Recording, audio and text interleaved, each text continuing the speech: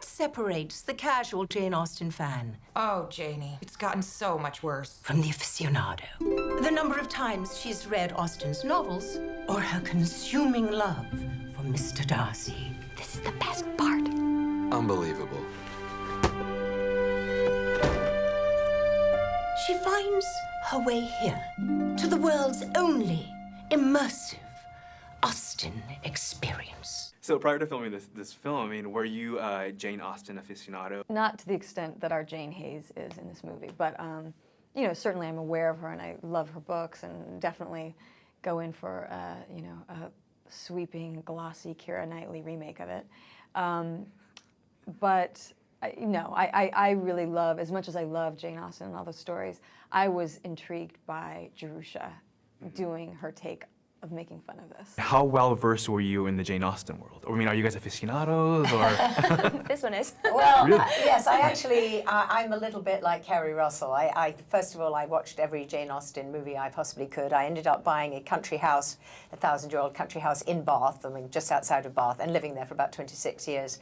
And I do have a whole collection of her novels in first edition by my bed. So yes, there's a slight Austen mania going on in my life, yes. You're going to the Darcy place too? Yes. I memorized the first 3 chapters of Pride and Prejudice when I was 13. What's that? Welcome to the Regency era. Look at those. I expect my guest to eschew all things modern. May I present Miss Jane Erstwhile, An orphan of no fortune.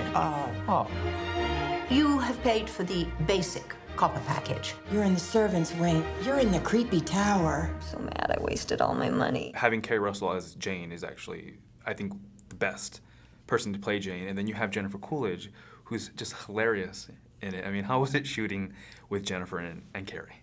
I mean, you know, well, they couldn't be too further ends. They're very different, spectrum. You know, I think, as she said before, Keri really grounds the film in the reality and the honesty, and Coolidge completely drives the film with the comedy. Takes it off the ground, you know, into the comedy stratosphere. The combination of those two is what I think makes this film a real winner. I think you're rolling. Every time I see the film, there's something new that Coolidge has said that I didn't hear last time. And there's every time I see the film, there's something that Keri's done which is beautiful and unique. So together, they're a great team. They should go on and make more films together. Yeah, that's a great comedy duo. Oh, look. It's one of those Mr. Darcy guys. I hear there was a ball on her last night. Do you enjoy dancing? Not particularly.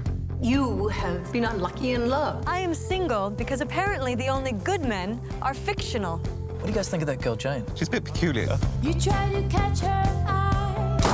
Tally-ho, a hunting we will go! I'm kind of a mess, aren't I? She's got a I'm going to take charge of my story. An Austen heroine gets engaged by the end of the book. That is what I am going to do.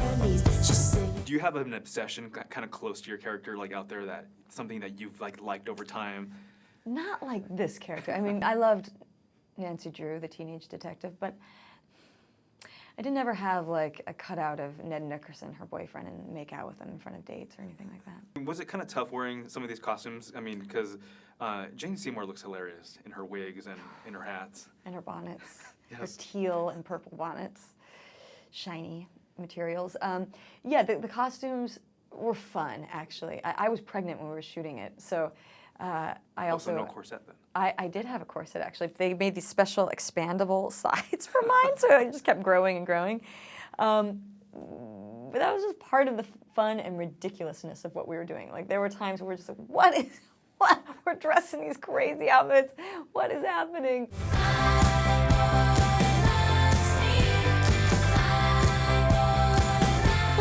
I'm really into you. You want to get out of here? Miss Armstrong?